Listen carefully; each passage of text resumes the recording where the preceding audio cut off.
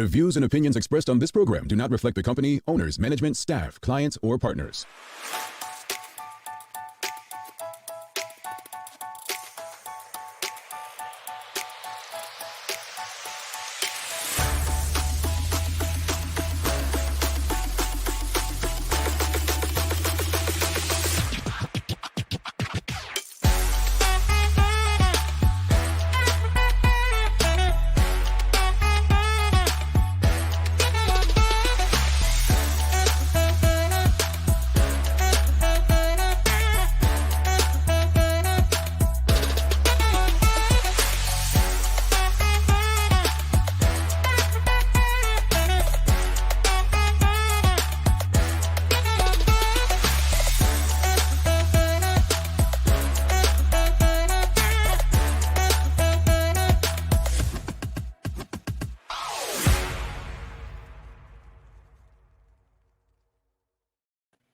It's Thursday, the 9th day of May 2024. Welcome to Bermuda's Daily Talk Show. It's the Daily Hour brought to you by the BAC Group of Companies, Medicals, Lindos, and People's Pharmacy. I'm Jamel Hartman. I was going to say I'm Roger Denbrook. He's Roger Denbrook.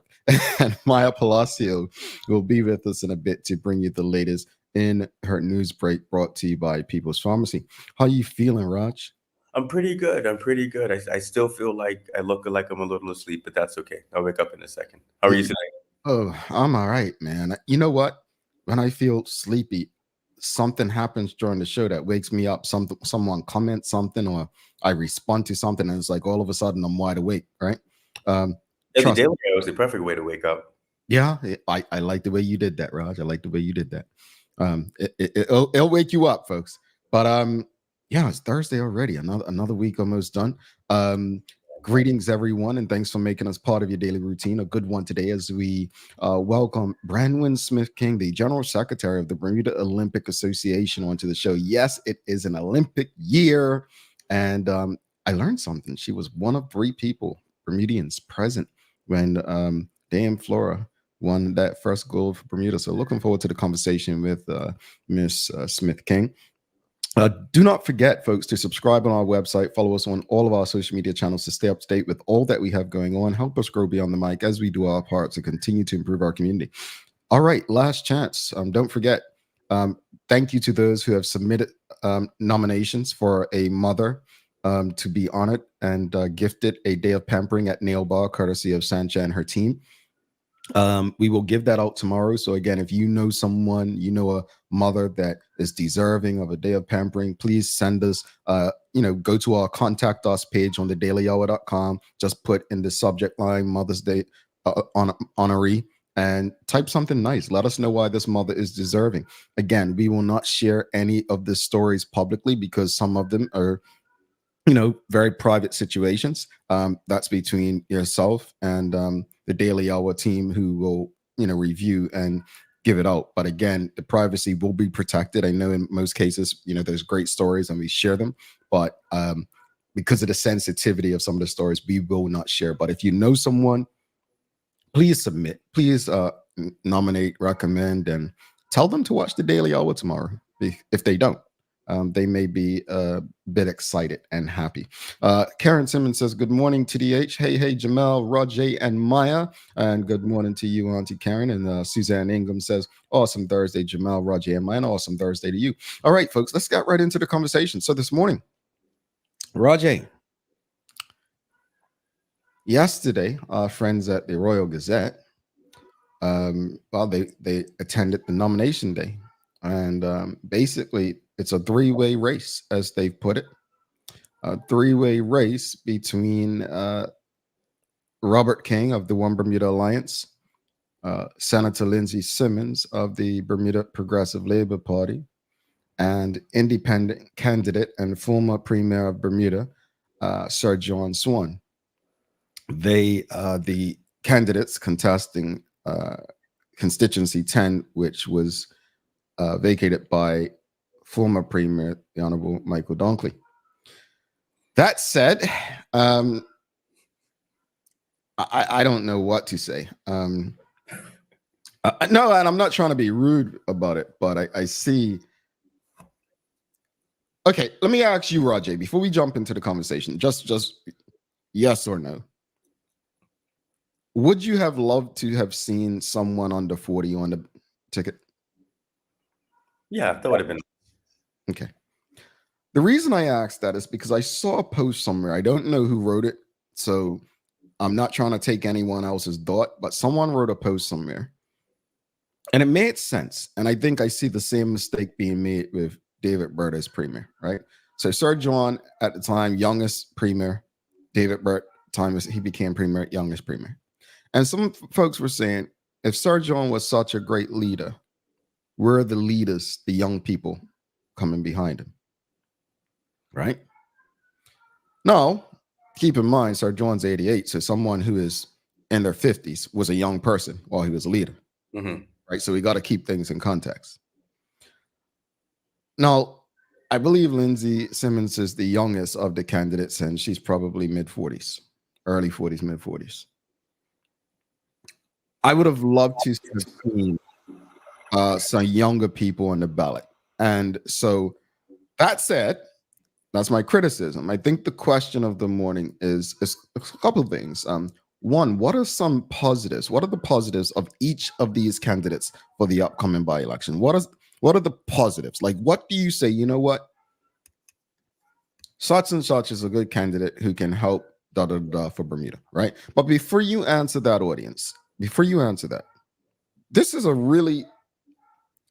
this is as real as it gets. Do you care about the upcoming by-election? Do you even care about it? And you know what? That's a loaded question, because what you're really asking is, are people still at all invested in the political processor Mm-hmm. and the role of the voter in it? I think that's what really the question is. It's not about, do you care about the by-election? Is what's your attitude sort of towards political activity and your role and the electorate's role in political activity right now? That's a very loaded question. So do you care about the upcoming by-election? I do. I do, only because I am invested. I am Mhm. invested. These are people. I mean, this person's going to represent hundreds of voices. I mean, I don't know how many registered voters are in C10, right? Mm. But we do have a representative democracy. These people are going to be responsible for hundreds, if not thousands of voices. But if you include the kids, probably thousands of voices. So in that vein, I do care. I think if we disconnect too much from politics, I mean, you're going to end up with anybody and everybody in the House of Assembly, which is where we're going, where we're headed. And in our political system, as much as it may frustrate us, we don't want that. Some would say we're almost already there. But audience, what are your thoughts? Do you care about the upcoming by-election? And the reason, there have been people over the last month or 2 months, not my constituency, when Maya was doing the man on the streets, right? The reaction from some just having no clue, no interest, no understanding. The feeling on social media amongst so many disconnected. We're discussing the 3 candidates today. Like, what are the positives of each candidate for the upcoming by-election? There's a large majority who don't even know who the candidates are and will not know who they are, right? But you said something, Raj, that there are people who feel like, well, I'm not in that constituency, I don't care. But these people are representing all of us. All it takes is to get elected in a constituency and now be the minister of health. That covers everyone in Bermuda. So it does impact you. It does. I think the idea that, oh, I don't care, it's not my constituency. It's your country. It's your country. Nicole Hassel says, yes, I do care, particularly for Sir John Swan. I really want him to be elected.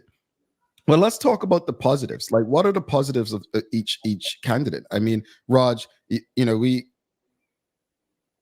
each candidate's very different, right? Mm-hmm. I mean, I don't know much about Robert King, if I'm honest.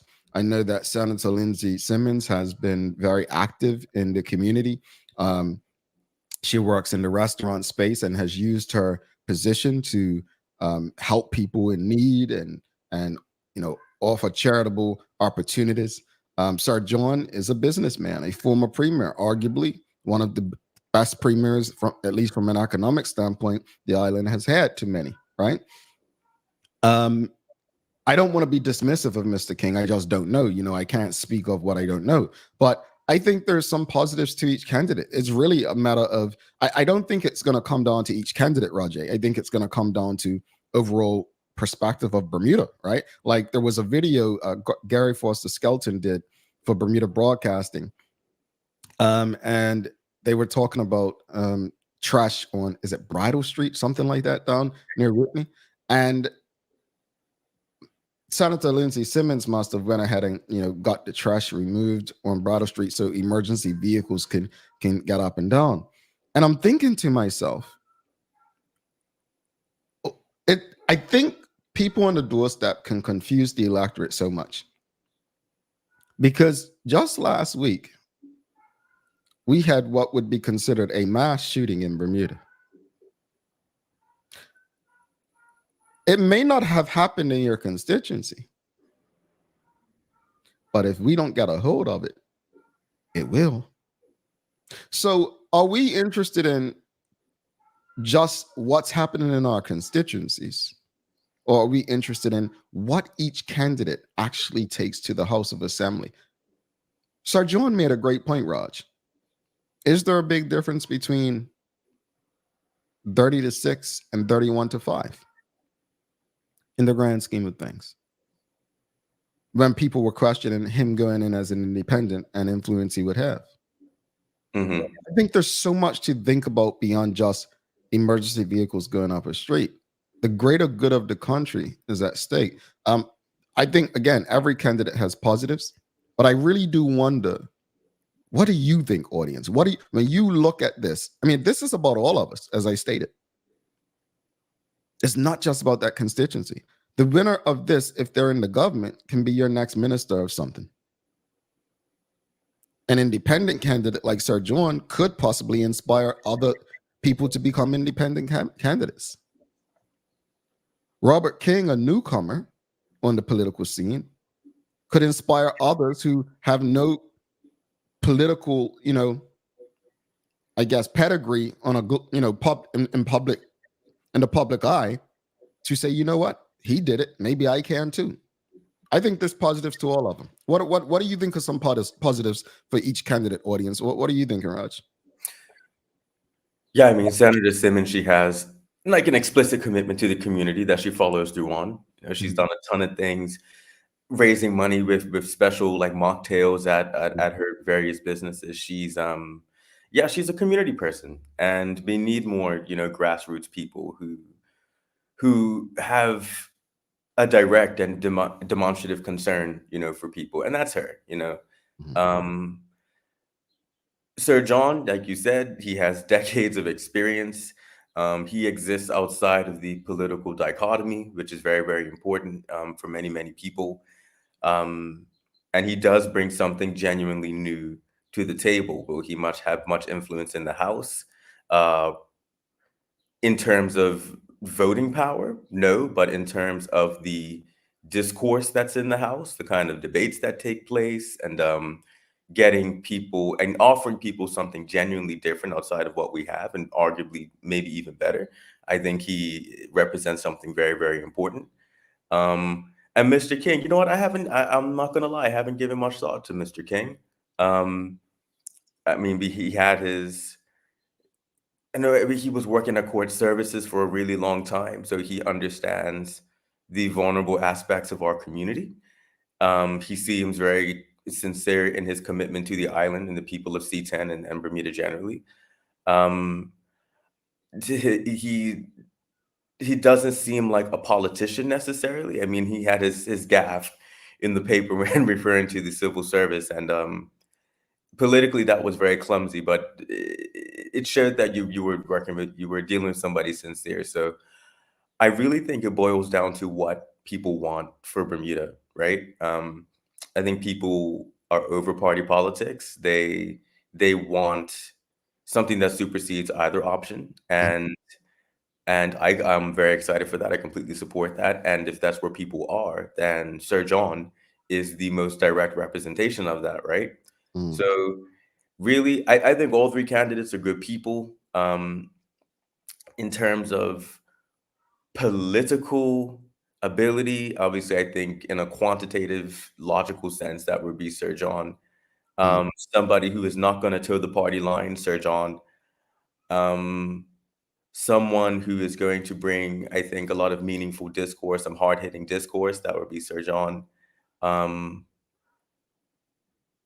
Yeah, that would be the summation of my thoughts right there. Okay, audience, what are your thoughts? I mean, we'd like to hear from the audience. Let us know your thoughts. What are the positives of each candidate for the upcoming by-election? Like, what do you think? Like, who do you? Let's put it like this, Raj. Let's choose a ministry of those, because that's how I think of it. You know, I when I hear people saying, "Oh, well, we can't get rid of David Byrd as premier. Who are we going to replace him with? We can't get rid of Michael Dunkley as premier. Who are we going to replace him with? We can't get rid of Dr. Brown. Who we go?" Like, you hear those comments every time there's a leader, and I always thought, well, how if you voted, how could you vote for a person that you don't believe can be premier, right, and lead the country? So let's take it from this angle, Raj. Of those three candidates, who would you trust to be premier of Bermuda in 2024? Oh, dang. Oh, Sir John. Okay. Raj, out of those candidates, who would you trust to be the finance minister in 2024? Oh, Sir John. Okay. Of those three candidates, who would you trust to maybe be the health minister in 2024? I can see Lindsay being effective at it. Okay. All right. Of those candidates, who would you trust to be the minister of national security out of those candidates? I mean, Sir John, I think he'd do a great job. I think Senator Simmons also has the capacity to do a decent job with that. I don't really know much about Mr. King. So you see what we did right there, Rajay. And if you notice, Rajay and I are actually really having a non-biased conversation. I don't know what his thoughts were on this. We haven't talked about this. We literally just said, let's talk about this 2 minutes prior to the show. But the reason that's important is we just did a process of elimination, right, Raj? The concern and the great thing for the One Bermuda Alliance is I believe that former Premier Michael Dunkley is the only one in the OBA that extended his margin in the last election. The negative is, and it's almost like we want people who have not been in politics all this time, but there's a downside to it because we just don't feel like we know enough. Obviously, we're not in that constituency, and that's where he's been canvassing. So the people who vote will likely know him a bit more. But the purpose of that exercise to everyone in the audience, and I really hope that you consider it whenever there's an election. If you can't trust, do a process of elimination, that person to lead you in the most important spaces, whether it's as premier, minister of finance, health, national security, sport. Think about that. No, it's a good thought experiment. I've never done it before. Yeah, it's a useful one. It's a useful one. But I think it really, I don't know. I mean, it really, because obviously politics here, the culture is in a very, I would use the word volatile. It's in a volatile state, right? And people, I mean, we have this culture of, I think, trying to make things seem more stable than they actually are in some cases. And I think people are very frustrated by that. And I think something that's really going to guide people is who is going to represent me, who's going to stand up for me, who is going to do what's right, regardless of whether or not it's politically convenient or it made things look good. And and I think it's clearly some candidates who will do that and other candidates who will not do that. So based on this conversation, and this is not any scientific thing, it would seem that everyone has advantages, right? The advantage that Mr. King has is that Mr. Dunkley has turned this into an OBA seat, so it's his to lose. The advantages that Senator Simmons has is that she's got likability and she's come across as a caring person in the community, who will, take that on as an MP. The positives of Sir John, people believe he's arguably the best premier we've ever had. All right, so let's go to the audience real quickly.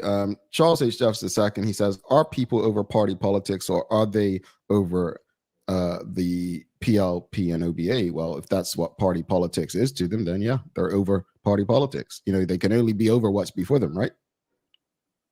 So I think, you know, we try to separate things and act like they're different, but that's party politics in Bermuda right now. Shamari Sky says the only upset is if Sir John wins. There's no noticeable change in our collective political arena if the OBA or PLP win. However, the PLP with their majority can help the constituency in a more meaningful way. The government, they don't need this seat to help that constituency.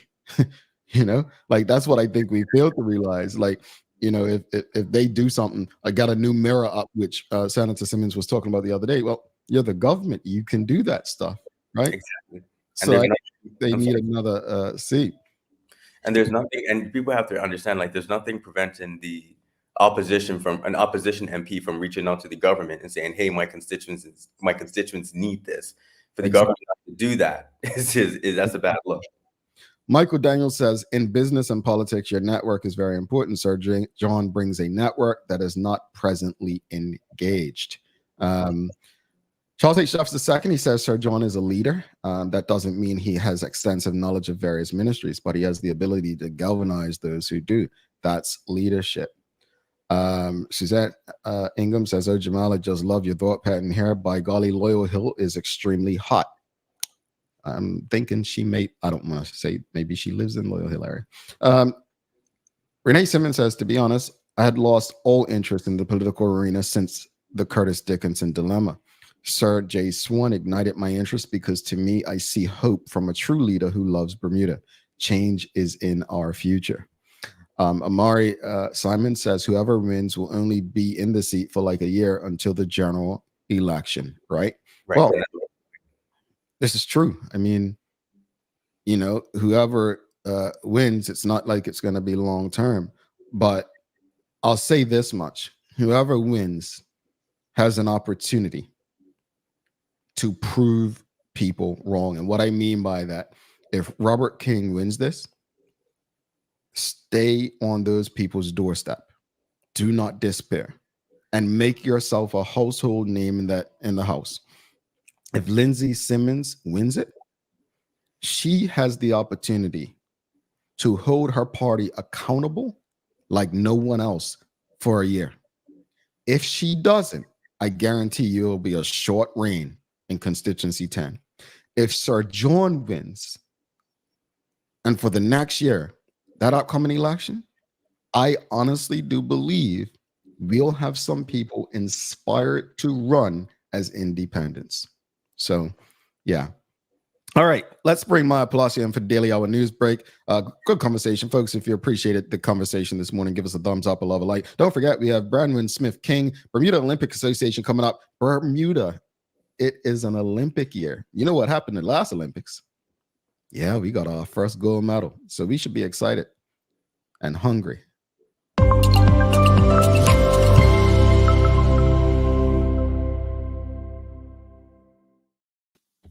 Good morning. Good morning. Greetings, MP. How are you?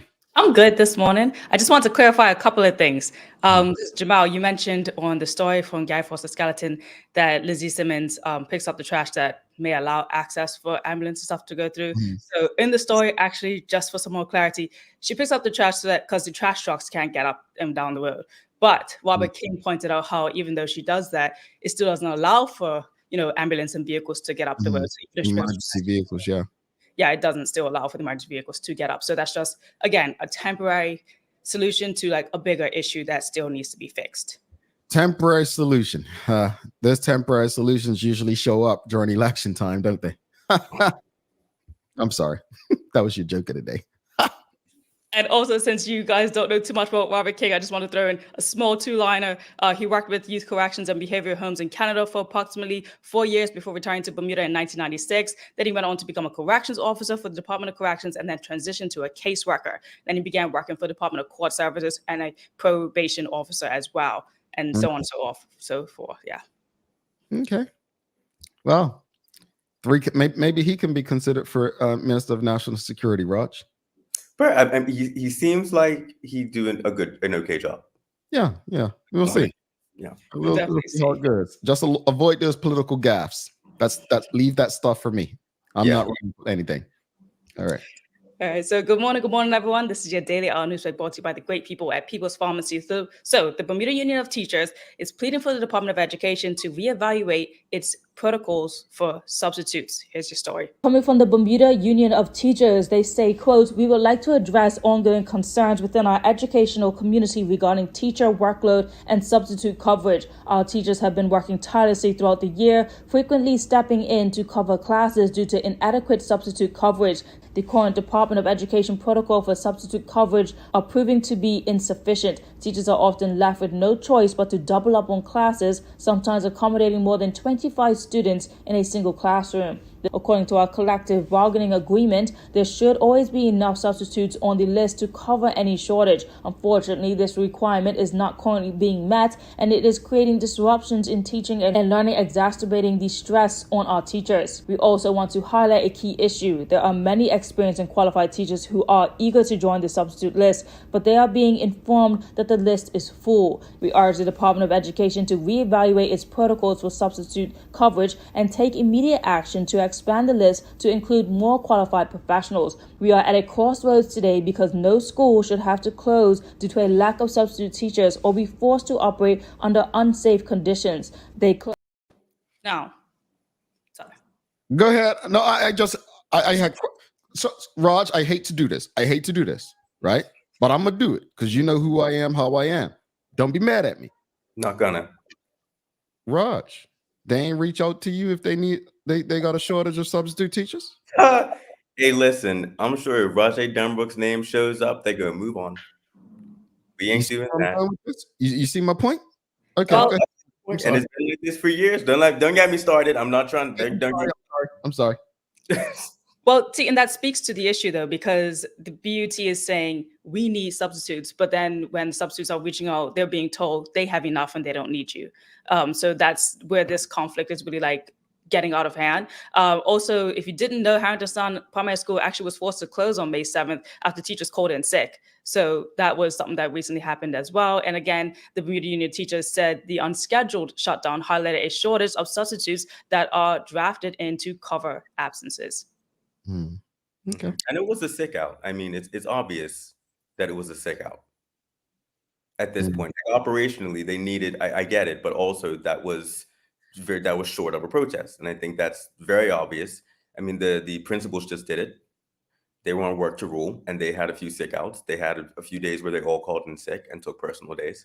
I'm not going to make this about education, but in terms of how we're managing public education right now, everybody needs to pay very, very, very, very close attention. And that's all I'm going to say about that right now.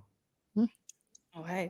Well, in other news, like you guys mentioned already this morning, yesterday, May 8th, was nomination day for C10 by-election. And the community will remember that the three who have announced that they will be running, Lindsay Simmons for PRP, Robert King for OBA, Sir John Swan as an independent. And although we haven't heard anything from anyone else, we know that these are going to be our core three. And again, they will be running on that election on May 22nd.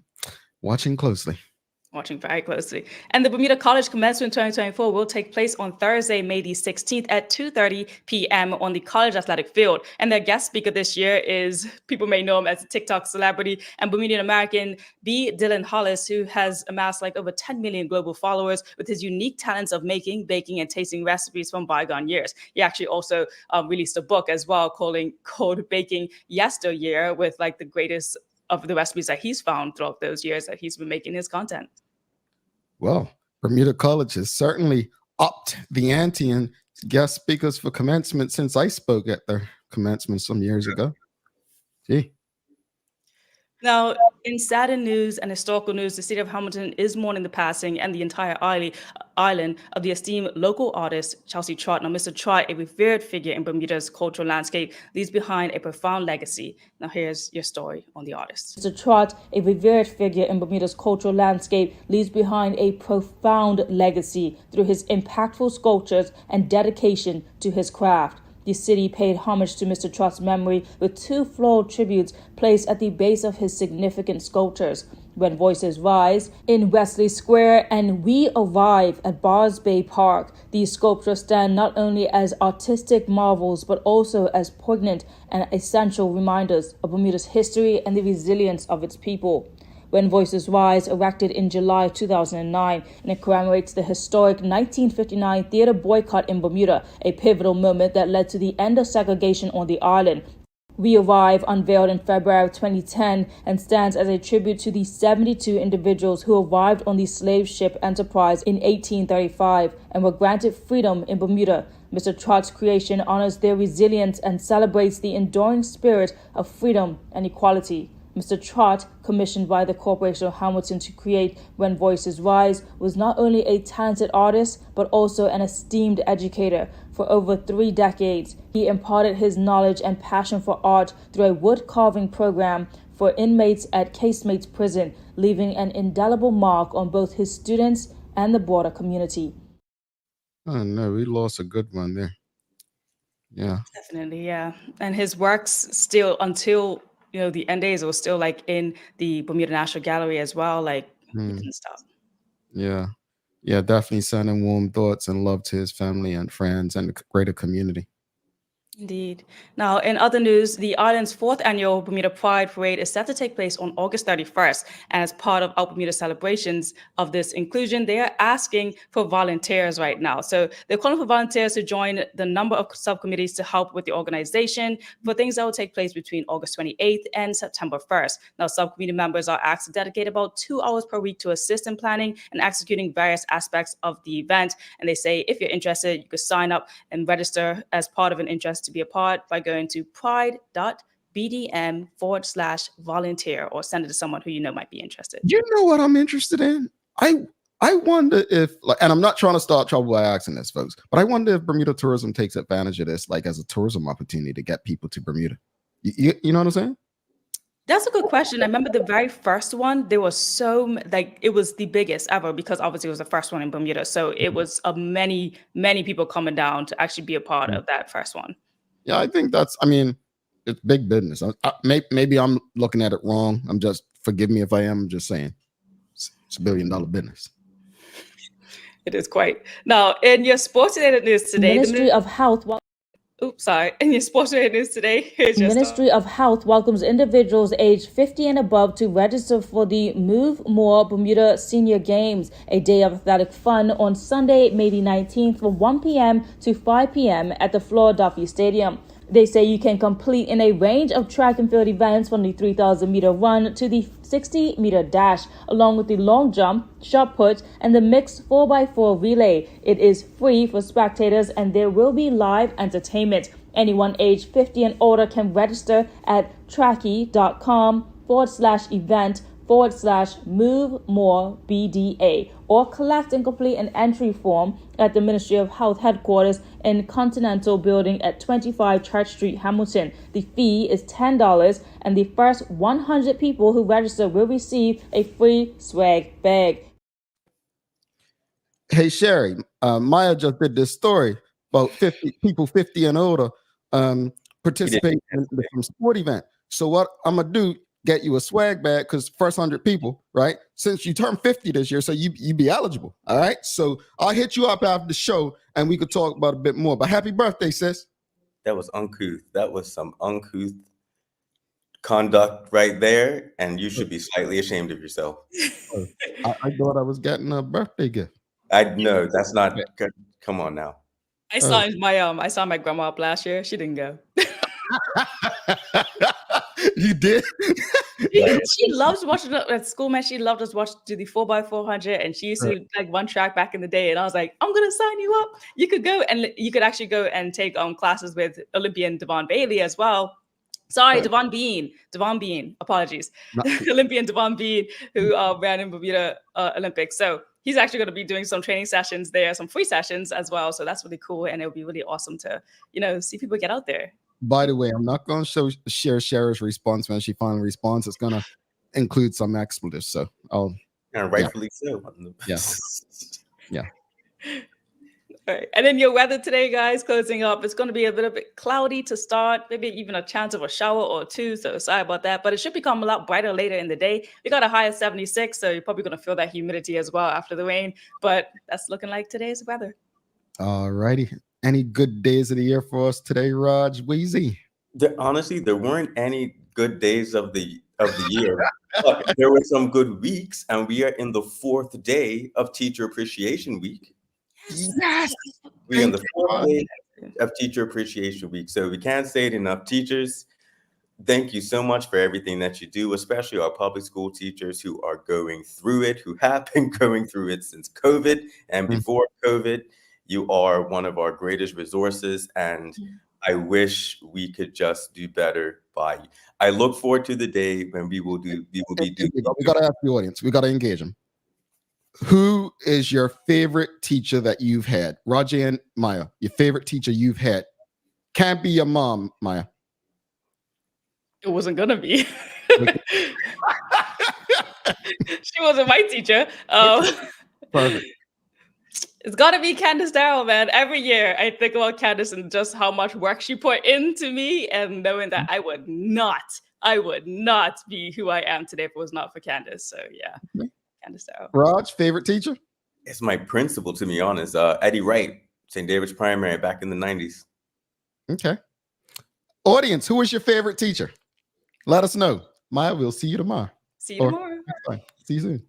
All right, my Palacio. Folks, we're going to take a quick break. Don't go anywhere. Let us know your favorite teacher. We'll come back. Notice I didn't say one. We'll be back after the break. Stick with us. Let's face it, life can be a little wild, but shopping doesn't have to be. I choose People's, so that whether it's a prescription that needs to be filled, a toy for my little terror, or a gift for a new addition to the family, we'll see about that. Everything's available in one convenient location. Some call it People's, I call it my one-stop shop in the city. People's, we're here for you.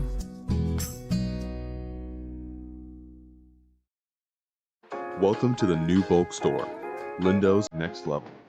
Wake up in the morning with enough coffee to keep you running throughout the entire day. Your pet at home deserves the best. Stock up on dog food to keep your puppy happy. Need a quick tasty lunch at home? Your chicken nuggets will be jumping right out of the freezer. What's a movie night without popcorn? You can never have too much. Lindo's Next Level. Why go anyplace else? It took 14 days to build your business plan. 6 months to build the courage to leave your day job. 3 weeks to find the perfect location. It took 10 days to outfit your space just right. And 1 day before your first client walked in the door. All totaled, it took you a full year to get your business operational. And this is just the beginning. To the entrepreneurs, the risk takers, the people that shape our economic community, we salute you and are here for you every step of the way. BEDC, providing knowledgeable, progressive, professional, and innovative support to Bermuda businesses. Noah's Ark, the largest and most trusted pet supply store for almost 30 years. Not only have you watched us grow, but we've grown together, keeping the needs of your pets first, offering advice and giving back to the community. Shop online, choose delivery, or visit us in Devonshire. And with the Egg Show in view, we will continue our yearly support and help you find everything you need for one of Bermuda's most favorite community events. See you soon. Alrighty, welcome back to the big show. Roger Denbrook, I'm Jamal Hartman. It's the Daily Hour brought to you by the BAC Group of Companies, Medical Lindos, and People's Pharmacy. Folks, please don't forget to subscribe on our website, thedailyhour.com. Follow us on all of our social media channels to stay up to date with all that we have going on. Help us grow beyond the mic as we do our part to continue to improve our community. Raj, we had quite a few people let us know who their favorite teacher was, right? We got Emily Gildill says Mr. Veldon Caesar. We got Rosemary Matthews at Work Sack from WKD Llama. We got Sir Dale Butler. He always believed in me from Headley Swan. We got Martha Francis at Central School from Emanuela John. I think Martha Francis ended up being my principal at Prospect. I think that's the same person. Kenton Trott says, I agree with Raj, Mr. Wright. I spoke to him last week and he remembered things from when I was at St. David's Primary School in the early 90s. Wow. Karen Simmons says, Mrs. Evie Richardson, P2 West Pembroke. We've got Helene Stevenson, Central School, says Charles H. Jeffs II. Charmaine Richardson says Melanie Burrows and Principal Robert Horton. All right. We've got Suzanne Ingham says Mrs. Horton. She stuck with me, helping every day with bookkeeping back in the 60s. Most patient teacher I ever had. Rosalind Famous says Miss James and Miss Dorothy Trott, Elliott Primary. Canton Trott says there are so many more awesome teachers in the public school. Henry Gildo goes on to say Mr. Veldon Caesar and Miss Marguerite Hammy are tied as my favorites. I encountered both of them when they were substituting, and both of them greatly impacted my life. And then Anika de Shield says Miss Yvonne Bass Foster. My favorite, I've said it a lot of times, but it was Bermuda College. Dana Lightbourne changed my life, got me into graduate school. She was the way she taught me as an adult, when your mind's already shaped, was just incredible. And I wish I had more Dana Lightbournes throughout my, education. But I don't know if she's still at Bermuda College, but I can tell you, if you were in her class, she was awesome. All right, without further ado, let's bring in our guest for the day. Let's give a warm today's welcome. Folks, it's an Olympic year. It's an Olympic year. And although I'm not participating again, doesn't mean we all shouldn't be excited. All right? All right, let's give a warm TDH welcome for our guest for the day, Miss Branwen Smith King. Welcome. Hello, how are you? Thank you. Thank you for the warm welcome. Really appreciate being with you this morning. Awesome show. No problem, but we have to ask you as well. Who was your favorite teacher? Oh, I've been thinking about that. Ms. Williams at West Pembroke.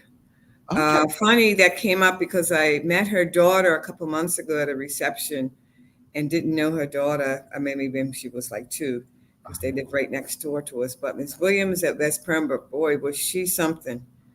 She was so stoic and believed in the students. And, that's such a great conversation because teachers have a real value in our community and really can set the path for you in the future. So I agree. We have some wonderful teachers. Like Mr. Francis was our principal, and those days there were still fewer men. That's Pembroke, and they took no stuff, right? They took no stuff, and nothing was good enough. They just allowed you to persevere. Indeed. And that's something I know I learned in my lower level education. So thanks for sharing. Indeed. See, and again, thank you, Raj. It is Teachers Appreciation Week. So if you know a teacher, just send them some love. Let them know they're appreciated. And let's keep supporting them as best we can. They need all the support that the community can give them. Well, thanks again to Ms. Branwen Smith King. Let's get started. Just tell the audience a bit about your background and what it is that you do. So, of course, I grew up in Bermuda, went to school, then I had to go away. Bermuda College really was not much of an option then. Went away to college, came back and taught for a year and a half and really wanted more out of my education. And I was actually spent over 30 years, I wouldn't say how many years, as a college lecturer and a head coach for track and field and cross country at Tufts University, which is just outside of Boston. And then, was very much into NCAA and sports and athletics. I represented Bermuda in the first CRIFTA games and loved sports, grew up playing all kinds of sports. Track and field was my specialty. And I wanted to pursue a career as a head coach and an instructor of physical education and health. And so I spent many years at Tufts with some wonderful people. And then when our two daughters finished college, I and do the same thing. So I returned back to Bermuda in 2017 and worked for the Bermuda Sloop Foundation. And I've been here at the Bermuda Olympic Association for the past 4 years and love being home, love giving back, and shout out to all those who are all over the world as Bermudians. I hope at some point they come back. It's important for us to give back. And so for me, it's been extremely satisfying being home and working with the Olympic Association and helping and with the development and support of our future Olympian and athletes. So that's me in a nutshell. I have two daughters. One was an Olympian, represented Bermuda in the long jump Arancha, and my other daughter also competed for Bermuda in the CAC games. And my partner, I'm not going to go down the cricket part right now, but my partner in crime, Adrian, he was a fast bowler. You guys are too young probably to remember him, but he was a fast bowler for St. George's when they used to win the cup. Well, hold on now. We're talking now. We got good people here. Sorry to bring that up. But no, this is a good thing. You know, as long as it wasn't that other team, we're good. We're good. I like the way you ended that. Don't worry about that. Cups coming. You know, I made a New Year's resolution that I would not trash talk Somerset this year, and I've been good. I've capped that. So I have no problem with others doing it though. All right. So no, that's pretty cool, and I love your story. And I agree. You know, we always find our way back home to ensure that we're contributing to our community. And I think Bermuda's better when we have people who have gained so much overseas and in other spaces, and then do return home to bring that wisdom that they learned. So you mentioned, you know, have a role with the Bermuda Olympic Association. Just speak about your role with the association a bit. Yeah, so as the Secretary General, I work with the board, the executive committee, and the president. And basically, it's an administrative role. We make sure that our teams are prepared for any games, international festivals. We make sure we comply with all the policies and rules for participation in these games. Also, look to work with our NSGBs, that is our national sport governing bodies, and allowing them to apply for grants. A big part of our job is providing support for our elite athletes. We have a very good elite athlete program, and I know you had Katura on several weeks ago. So it's all encompassing, and you know, to provide, say, guidance and support for the Olympic Association, and to make sure that we follow up with all our tasks, and also to bring forward you know, any, you know, issues or up-to-date information in sport. And as an example, you know, sustainability is an important part. We have a very small staff and very part-time. And another area, you know, recently was really becoming much more popular and necessary is safeguarding, an area of sport that I'm very much interested in as part of my background when I was at Tufts, working in that space on safeguarding. So yeah, there's a lot, as you know, in the background that happens. You know, we've been preparing for Paris for the past 2 years, as an example, and things that folks don't see. You know, making sure that we submit all our passports and we have everybody's information. You know, and what athletes do we think? You know, like a long list. Like, what athletes do we think may qualify for Paris? Because you just never know. And so there are certain requirements and deadlines that we always have to meet. And as a charity, you know, of course, we're obligated to fulfill the requirements as a charity. And a huge part of what we do, of my work, is grants, securing grants from different organizations, you know, outside of Bermuda mostly. And of course, we get lots of support from the government. So that's it in a nutshell. All right, and that actually leads me to my next question. So it seems like getting our athletes to the Olympics requires a good amount of collaboration. So who does the Olympic Association have to collaborate with? The government, outside sponsors, any international bodies?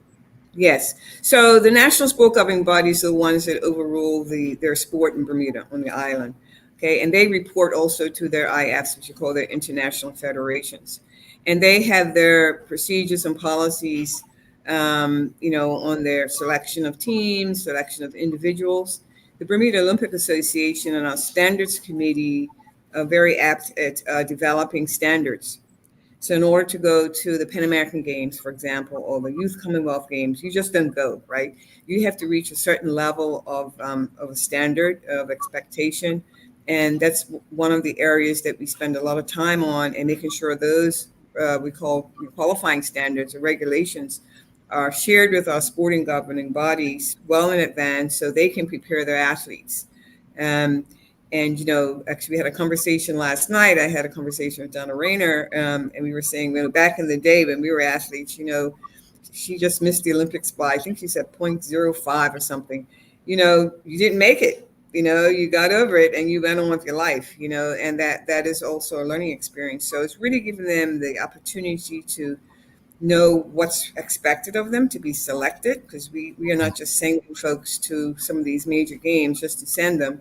We want our athletes to go and perform and do their best, set a national record. And, the icing on the cake would be, of course, being on the podium.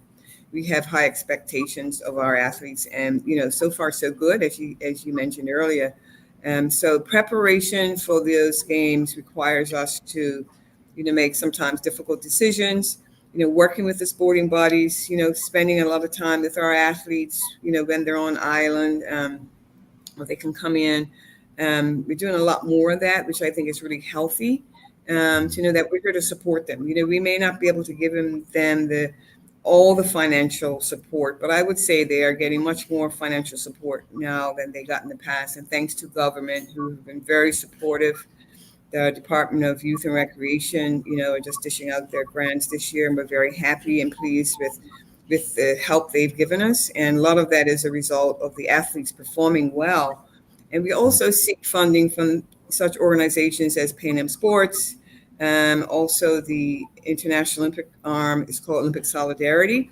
They have all kinds of funds for coaching development, sports medicine, safeguarding, youth athletes, Olympic potential athletes. So most of grants for that area comes from there. So that is our number one priority, is making sure we support our elite athletes. And then now we're talking about how can we expand that. We do provide, grants for some of our budding youth junior athletes. And then we want to talk about Olympism and how we can be more of an impact in our community. That's a new area, I believe, for the Olympic Association. And we're going through that process now, developing some processes with Olympic Day and some other programming for our youth. Lovely. So what exactly does the Olympic Association do to get our athletes ready for the Olympics? Oh, wow. Well, we have 19, I believe, elite athletes. And of those 19, I would say 14 or so, 15 are all off island. We have 4 builders on our elite list, and they're all local. And memory correct, the rest of them are stationed overseas. Part of that is because of the resources that they can get, with, top level coaching, sports psychology, nutrition, facilities, and most importantly, competition and exposure to, other athletes and train with athletes of a like ability to help challenge them. So I think that we try to bring them, we stay in touch with them. They do quarterly reports, so we have an update on how well they do, and then they get their funding. We can never supply enough funding for all their needs, but I will say that the BOA has done, I think, a fantastic job in recent years in trying to secure more funding. And so they can concentrate on that. Most of our athletes, I did a survey, I don't have it in front of me, but most of our elite athletes, that's what they do full time. Not all our athletes can afford to do that. As you can appreciate, being an elite athlete, it takes a tremendous amount of dedication and commitment besides the financial commitment.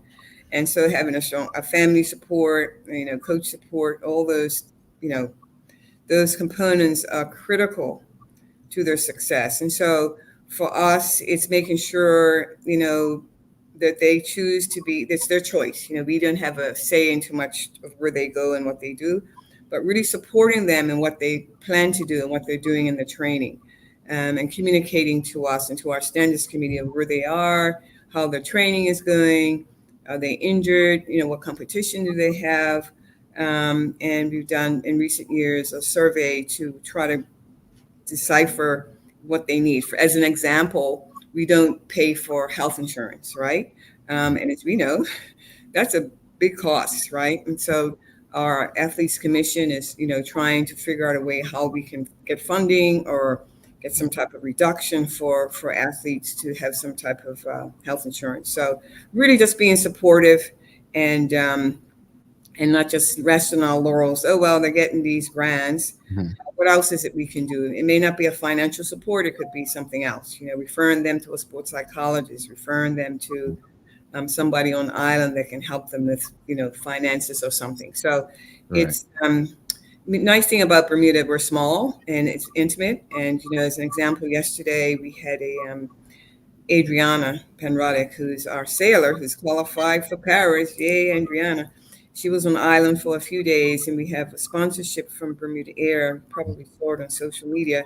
And she came along, and we took some pictures, and she's so excited, and she's leaving today to go back to Europe and to the UK. Then she's going to Marseille to train to prepare for Paris.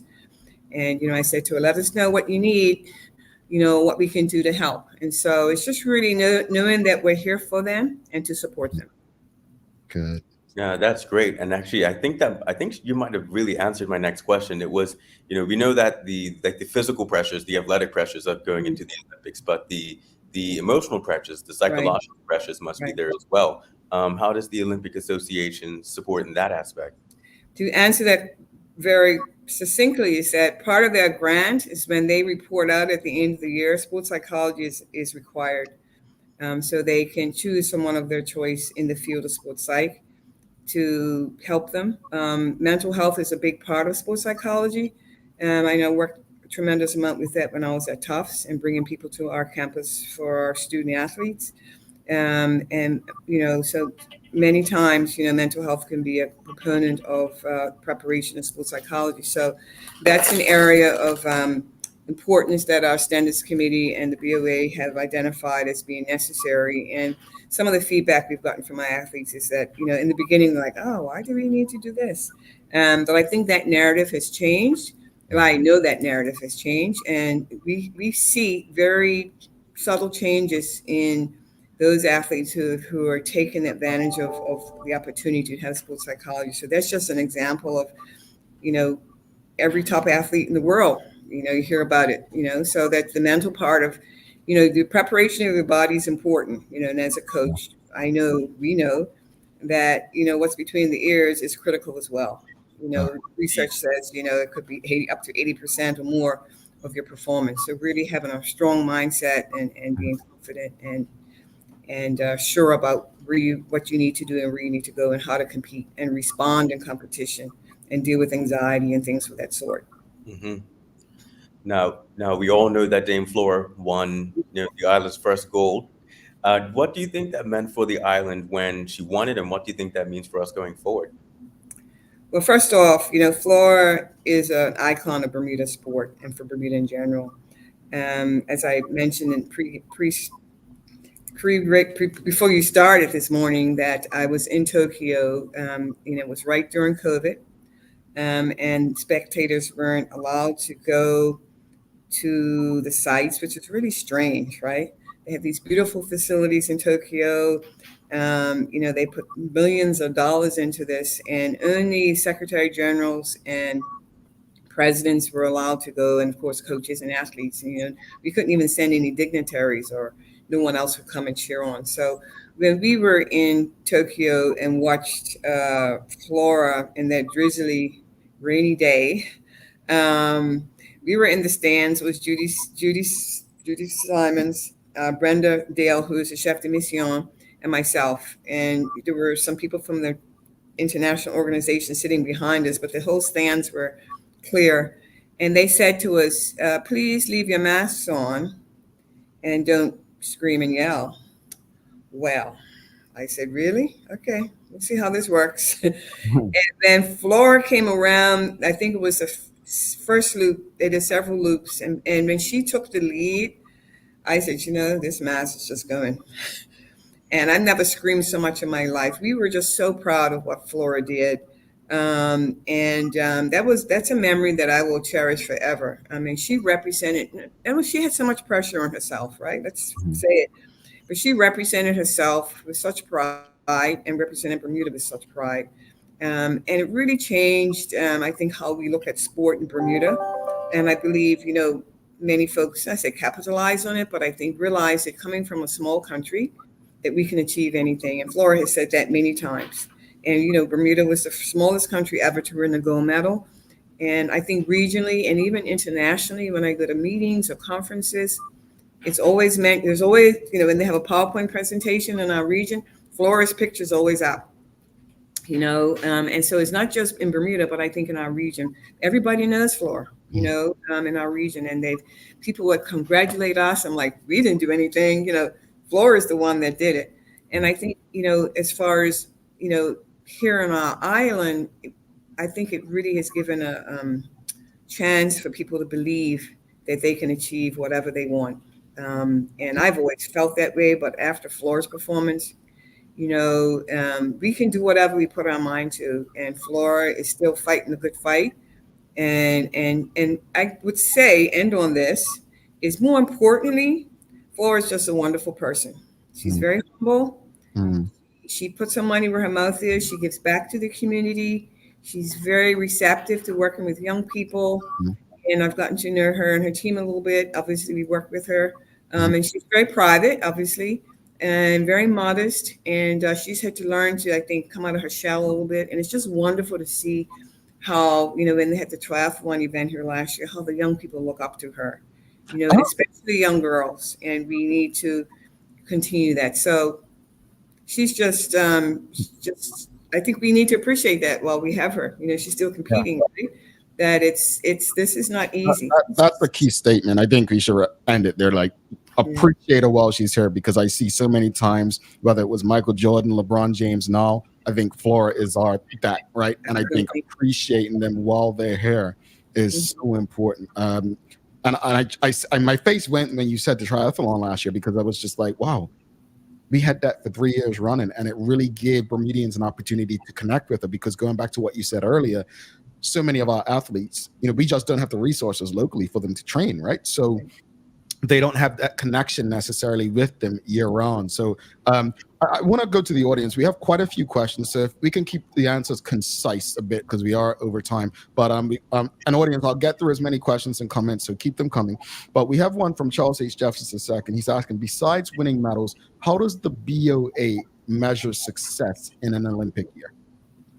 So measuring success, and I've said this since I came on board, how we do that, and not just the Olympic year, through a quadrennial, is the improvements on athletes. Looking at now, we're having a conversation on junior athletes. What's the transition from the junior programs to the senior programs? How many athletes are qualifying for, I call postseason, international festivals? We had a large team going to CAC games, one of the largest, and really, upping their game and showing improvement. As part of the athletic performance is also, the opportunity for them to shine. I refer to student athletes. I always say when I see young athletes, how are you doing in school? So all that has to go hand in hand. And performance obviously is, the basis for everything. But we need to remember here in Bermuda, it's not just what you do on the field or on the track. It's who you are as a person, how you grow, and their involvement and giving back to the community. Indeed. We've got another question here from Anika DeShields. She's asking, how does the Olympic Committee identify potential future Bermuda Olympians? And so that, once again, is through the sporting governing bodies. We talked last night about diversity and inclusion and equity, and how we need to work harder to retain young women, young girls in sport. And so we need to work more closely, I think, with the sporting bodies, and not really overseeing what they do, but supporting what they do and providing opportunities for them to recruit, and not to get too territorial. We're so small, that's an issue. If you're a good you're a good football player, you're probably a good runner or a good cricket player. Which sport do you pick when you're 10 years old? A child at that age should not be picking what sport, and my philosophy on this, youth sports, which is, I think, part of what we need to do is some education, is really allow children to play all sports. Our kids play it every sport, and even though I was a track and field coach, it was really difficult not putting my children in track and field until they were in high school. So they played soccer, they did gymnastics, they did swimming, they did dance. It's important for kids to try everything, and it always helps with their physical literacy skills. And so they're not just streamlined to one area. In Boston, real quickly, if you're playing soccer or football, it's all one motion, side to side, forward and back. You're not really developing your upper body as much as if you were doing, say, something like tennis or gymnastics or swimming. You know, full body development, we call physical literacy. It's really important for young people to do that. So I think that's a philosophical approach that, you know, we're talking about how we can get that message across to our sporting governing bodies. Alrighty. Before you head out, you know, this is a question people just don't know. When is there like a certain date when we will know who is qualified to represent Bermuda for the Olympic Games? Well, we will know at the end of this month with triathlon. As you know, Flora has enough points that she's automatic. You know, we're hoping that Erica, Holly, and Tyler, you know, fingers crossed. Erica's doing very, very well. And they compete this weekend, and I believe for the next couple of weeks, there's 2 more races, 2 more, you know, competitions. Track and field will be the last sport, end of June, I believe it is. So we'll know at the end of June. Swimming in a few weeks, they have their national championships, so our top swimmers will be coming in. And our sailors just missed out, and I believe archery has another opportunity, right, Trina? In June to qualify. So we will know perhaps at the end of June, you know, 2 or 3 weeks, basically up to, you know, when we leave for Paris. So we're keeping our fingers crossed. And where can people go? How can Bermudians stay engaged with what's going on with our Olympians? Sure. And support them throughout the summer? So your colleague, Maya, we've selected her as our content manager for Paris. And so she's working with Tila in our office on social media. So we'll be pulling out a lot more information on social media, and in the, you know, obviously we'll make an announcement of the team. But please follow us on Instagram, Facebook. We're opening up our TikTok account and all the social media outlets, and like our pages and support our athletes. You know, just support them. Send comments and send questions, and reach out to Maya if you have a question. But we're looking forward to this is a new territory for the BOA, what, you know, Maya can bring to helping us as we launch our team as we head to Paris. All righty. Branwen Smith-King, thank you so much for the conversation. Very welcome. We really appreciate you. And we'll definitely be in touch, following and supporting all the athletes. Don't be a stranger. Anytime. We might need you back throughout the summer to as we get closer to the Olympics. I would love to come back, and I'm an early riser, so thank you very much for the invitation, and good luck. And thanks for covering us. We really appreciate the support. No problem. Have a wonderful day. You too. Bye-bye. Branwen Smith-King, folks, if you appreciated today's conversation, please give us a thumbs up, a love, a like. Make sure you share the conversation with your friends, your family, your colleagues. Let's get behind our Olympic athletes. We're going to take a quick break. We're going to come back immediately following this break. Daily playtime. Let's see if Rod just got it. Stick with us. Considering the increasing challenges faced by financial institutions exacerbated by market volatility, the need for insurance protection is a critical component of the risk management framework. At Friesenbrook, our priority is to safeguard your assets with the most optimal and cost-effective risk management cover. Therefore, we deliver a full suite of competitive insurance products to protect your business. Call us on 296-3600 to learn more about our broking services. Take a look at our workwear for construction workers and tradesmen. Durable, stretchable in all the right places, and plenty of options for tools and accessories. Pair with our wide range of tough and comfortable footwear. You can't go wrong. As you can see, Medical House really is a one-stop shop for everybody. We can't wait to see you. See it all at our new expanded location on Bakery Lane. All right. Thanks again to Branwen Smith-King for joining us this morning. Big up to all the Olympians out there, potential Olympians. Let's get behind them. Let's support them. Yeah, let's go get some more medals. Let's bring home another gold. All right. Thanks again to the BAC Group of Companies, Medicals, Lindos, and People's Pharmacy for ensuring that we can do this with you on a regular basis. It is time for the Daily Play, brought to you by Bermuda Trivia, now available at stores throughout Bermuda. Follow Bermuda Trivia on Facebook, Instagram, Twitter, and TikTok to find out why it's Bermuda's favorite trivia game. Raj A. Denbrook, are you ready? Let's give it a shot. All right. It's a name that plays today, Raj. You've got this one. Here we go. In which country is Mount Kilimanjaro?